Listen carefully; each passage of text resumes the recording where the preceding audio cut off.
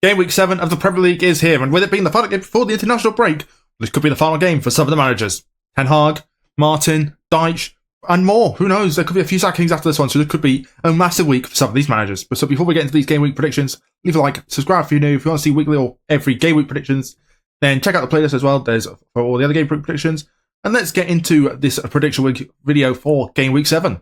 So we're starting off with Crystal Palace versus Liverpool. Obviously, Crystal Palace off the back of losing, I should say, to Everton, having a slow start to the season. Crystal Palace under Glasner after a great end to the season under him. And Liverpool, top of the table, obviously, won in midweek as well in the Champions League. Having a good time at the moment under onslaught, except you want to include Nottingham Forest, obviously. And obviously, I'm backing a Liverpool win. It's going to be a tight game. You know, Palace isn't an easy place to go to. And I think that will show, as it's going to be a tight game. I do think Liverpool win 2-1. It'll probably be Salah will probably make it 2-1 after Jota makes it 1-0. It'll be 1-0 Liverpool, then 1-1, then 2-1 Liverpool. It'll be it's not going to be an easy game for Liverpool, but they'll do their job as always, and as a result, coming to the second international break, top of the table. So I'm backing a 2-1 win for Liverpool. Next up, Arsenal versus Southampton. Obviously, I have massive PTSD the last time we played Southampton, last 2 times we played Southampton, losing and drawing. Why are they here? But luckily, this is absolute. That Southampton was god awful as well. But this time it's even worse. I'm backing a 4-1 win, obviously Arsenal, coming off the back of beating PSG 2-0 in the Champions League, and beating Leicester last time as well 4-2. And Southampton, getting battered by Bournemouth in midweek in a derby, could potentially be Russell Martin's last game. A lot of pressure on him right now. Not going to start to the year for them. And as a result, coming into this game, there's a lot of pressure on him. And this is probably the worst game you could go to be honest, or one of the worst. And I think this could potentially be his last game. Obviously, I'm going for a 4-1 win for Arsenal. It's going to be 2-0 Arsenal within the first half an hour. I will say Kai Havertz and Trossard will get the goals. Southampton will score to make it 2-1, and after that, we'll have a Gabriel header, and then a Raheem Sterling. He'll come off the bench, Sterling will come off the bench and get a goal, make it 4-1 to Arsenal. Comfortable win in the end. Southampton continue their terrible start to the year. 4-1, as I said, and Arsenal continue their good run of form. So yeah, 4-1 is my prediction. Next up, Brentford versus Wolves. Obviously, Wolves have bottom of the table at the moment. I actually really think they've had a terrible start, but when you actually look at their fixtures, they've been fucking screwed. Like, they've played, City, they played Arsenal, they played Liverpool, they played Newcastle, they played Villa. I don't know if it's actually City. They played 5 of it was Chelsea, actually, not City. Like, they've played 5 of the top 8 teams in the first 6 games, and like, what are they supposed to do? They got no hope. They played Forest, and they got a point. And I think that was away as well. Like, what are they supposed to do, Wolves? They can't really do much if that's the fixture of the game. And Gary O'Neill, I think, if he gets sacked, it'll be unjustified. Not justified at all, because of the fixtures they've had. And they're going away at Brentford, a team that probably will be badly at the table, and I've gone for a 1-1 draw. If it was at Wolves, I might back the Wolves win, but with Wolves' bad run of form, Brentford haven't had the best one. They've had an okay start, but nothing to write home about. It's one of those games, just one of those 1-1 draws, simple as that. Nothing more to say on it, to be honest. Next up, Leicester versus Bournemouth, and I've gone for potentially a little bit of a surprise here. I've gone for a 2-0 win for Leicester. Obviously, Bournemouth off the back of winning against Southampton, and Leicester losing to Arsenal. I don't know. Something's telling me that Steve Cooper's going to go his first win for Leicester in the league, that is. You know, they've come close a few times, Leicester, a couple of draws from winning positions. I'm backing it. 2-0 win. There's one of those, just Bournemouth maybe have an off day, Leicester have a great day, and it's just going to be a Leicester win. You know, nothing wrong with to say on it. Just a nice 2-0 win for Leicester. I will say Vardy will score. And Justin, he had a great game against Arsenal last week. He'll get another goal this week. So 2-0 Leicester is my prediction. Next up, Manchester City versus Fulham. I've got a bit of a tight game. You know, is this biased against City? Maybe, but I think City will win still. Fulham, they're a great team. Fulham, they're 8th at the table, I think. Having a great season, Fulham. And they're going to be that annoying team that everyone has to face. They're just going to be that one who's just going to... You just want to stop being annoying. As simple as that. And I do think Fulham will get some goals on this. Fulham will take the lead to make it 1-0. City will then probably make it 3-1. And then Fulham will score at the end to make it 3-2. Nervy ending. And City will hold on to win 3-2. So, you know, obviously did have a great game against Slovan Bratislava, although it is Slovan Bratislava. They should be beating Slovan Bratislava very comfortably. If Celtic had beat them comfortably, then City should. I mean, Celtic got battered 7-1 a week after, so...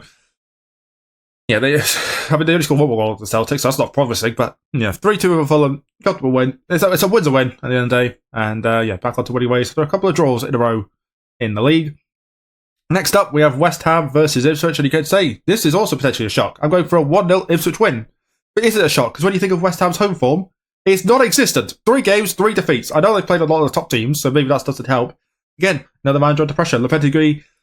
I mean, they are like they've started like a whole new team. What do you expect? They're not going to work well straight away. He's going to take some time. And I'm backing Ipswich to win 1-0. I think just that home form, that bad run of that bad home form is just going to continue, and Ipswich will sneak a 1-0 win to get their first win of the season. Wouldn't surprise me if it's another draw, to be honest. Ipswich love a draw, but I'm backing a 1-0 Ipswich win. There's something telling me, just like the Leicester one, Ipswich are going to get the win. So 1-0 is my prediction. Next up, we have Everton versus Newcastle. Obviously, Everton off the back of getting their first win of the year against Crystal Palace, and Newcastle on the back of who did they play last week? Newcastle. What? I can't remember. Every time Newcastle. I don't remember who Newcastle played. I don't know who they played. Who did they play? Was it Tottenham? Did they play Tottenham? Or was that another week? I don't know. Who cares? I'm backing a draw. 2-2. Everton will be 1-0 up, and then Everton will be 1-0, 1-0, 1-1, 2-1, or 1-2, 2-2. It's one of those back and forth games. And that was a point. Obviously, Sean Dyche. Crazy what we could do to you, Sean Dyche, a week ago, was the favourite to get sacked. Last Friday, was the favourite to get sacked. By Monday, he was the 5th favourite. But that's how much a win can change.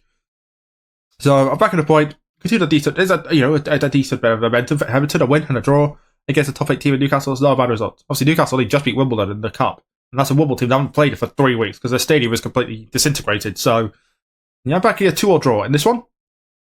Next up, we have Aston Villa versus Manchester United, a big game, and I can see 3-0 Villa. United are shocking. United have no hope.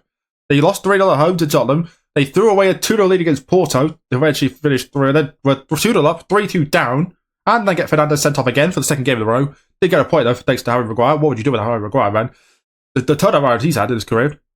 Just a shame. When United were good, he was shit. When Maguire is good, United are shit. So, I'm back in 3-0 Villa. It's going to be a comfortable win, obviously, Villa. They're going to be off the back of their fantastic win against Bayern Munich in the week.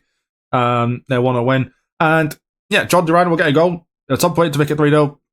Watkins will get a couple as well. But 3-0, comfortable. This could potentially be Ten Hag's last game. If they lose this, then he's in big trouble. Here's Ten Hag.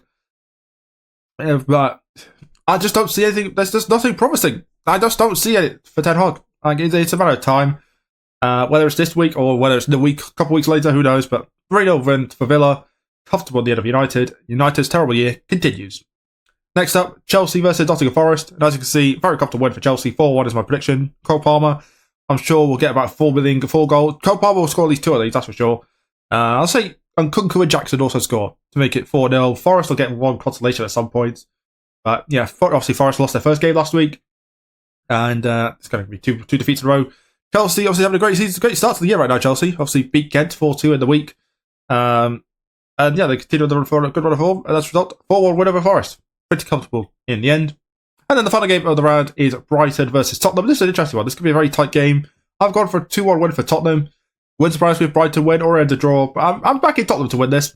I don't know why. I just have a feeling. Brighton, obviously, again, they lost 4-2 to Chelsea. Their first defeat last weekend, I should say, not last season. After season. And they could obviously want to try and bounce back at home. But I think it'll be a tight game. But Tottenham will just nick it thanks to a Solanke and Madison double. There we go. Well, goalies to make it 2-1. So to get 2 goals for Tottenham. Brighton, I'm sure they are a consolation thanks to Welbeck. Or they may take the lead with Welbeck, who knows? Or equalise with Welbeck. But they'll get a goal. He might be injured for all I know. But 2-1 Tottenham is my prediction. So those are the predictions for game week 7. Some interesting was obviously United getting battered by Villa. It could be 5 or 6 if I'm really brutally honest. But I'm giving Ten Hag a little bit of the benefit of the doubt.